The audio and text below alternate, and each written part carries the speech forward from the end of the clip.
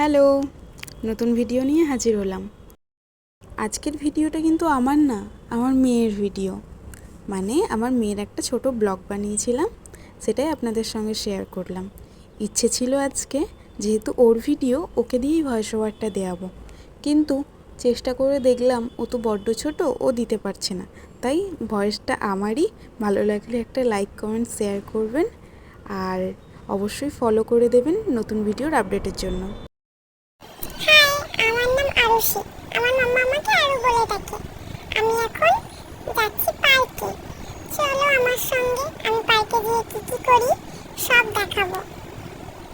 এই যে আমি মায়ের হাত ধরে যেতে পছন্দ করছি না, কারণ পার্কে গেলে আমার একটু বেশি উত্তেজনা থাকে, তাই একা একাই সামনে ছুটতে ছুটতে যাই।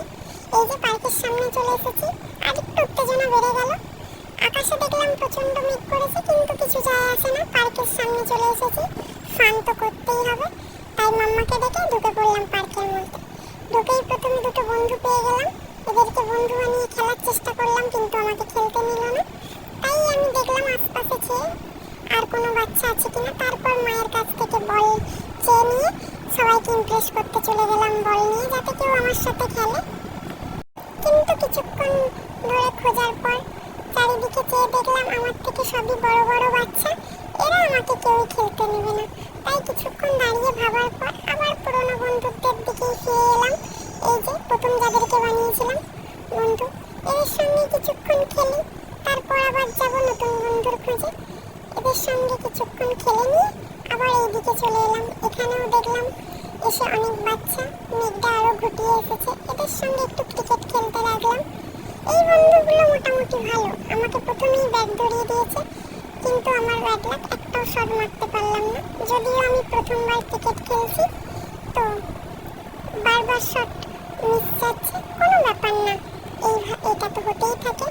এবার আমি ভাবলাম যে আমি ব্যাট না করে আমি বল করব, সেই জন্য ব্যাটটা দিদিটাকে ধরিয়ে দিয়ে আমি বল করলাম। দেখলাম দিদিটাও মিস করলো, দিদিটাও করতে পারলো না একটা ভালো শট। তো আমি তখন নাচতে লাগলাম, আমার মনে হলো আমিই না, কেউই খেলতে পারে না। তারপরে দেখলাম ঝড় উঠেছে, মাম্মা আমাকে নিয়ে চলে এলো পার্কের বাইরে। ছুটে ছুটে একটু দূরে যেয়ে দাঁড়ালাম, তখন নেমেছে অঝোরে বৃষ্টি, আর আমি মাম্মার সঙ্গে একটা শেল্টারে দাঁড়িয়ে আছি। দেখছি সবাই ভিজে ভিজে বাইক নিয়ে যাচ্ছে, আন্টিরা সব ছাতা নিয়ে ঘোরাঘুরি করছে, ছোট বাচ্চারা খেলা করছে, আর এই যে আমি অন্ধকারের মধ্যে দাঁড়িয়ে আছি, দেখতে পাচ্ছেন আমাকে? আমি মাম্মাকে বলছি চলো মাম্মা ছুটে ছুটে বাড়ি চলে যাই, কিন্তু মাম্মা বলছে না, ভিজে যাবে, ঝড় আসবে। দূর বাবা, ভালো লাগে না, এত সুন্দর বৃষ্টি দেখে দাঁড়িয়ে থাকা যায় এইভাবে? আমি তো বৃষ্টিতে ভিজছে দেখছি, এই যে ছোট দুটো বাচ্চা কেমন ভিজছে, আমারও ইচ্ছে করছে, কিন্তু মাম্মা কিছুতেই যেতে দিচ্ছে না। কিছু করার নেই, দূরে দাঁড়িয়ে দেখতেই হচ্ছে। শুধু আমরাই না, এরকম অনেকেই দাঁড়িয়ে রয়েছে এরকম বৃষ্টির মধ্যে। এই যে এদিকে দেখুন, আঙ্কেলগুলো দাঁড়িয়ে রয়েছে, আরও অনেকে আমাদের সঙ্গে দাঁড়িয়েছিল, তারা চলে গেছে। কিন্তু আমাদের যেতে যেতে আমি তো ভিজে যাবো, আমি এইটুকু একটা ছোট বাচ্চা, সেই জন্য মাম্মা আমাকে নিয়ে যেতে চাইছে না, আর ভিজতেও দিচ্ছে না। দাঁড়িয়ে দাঁড়িয়ে বোর হচ্ছিলাম। তারপর মাম্মা পাপাকে কল করলো, বললো তাড়াতাড়ি আনতে এসো। তারপর মায়ের মনে পড়লো যে বাড়ির চাবি তো আমাদেরই কাছে, তাই পাপা ছাতা আনতে পারবে না। পাপা তাই একটা পলিথিন নিয়ে এসেছিল আমার মাথায় দিয়ে যাবো বলে। এই বৃষ্টিটা থামার নয়, হয়েই চলেছে। আমরাও যাওয়ার সময় ভিজে গিয়েছিলাম, পাপার পলিথিনে কোনো কাজ হয়নি।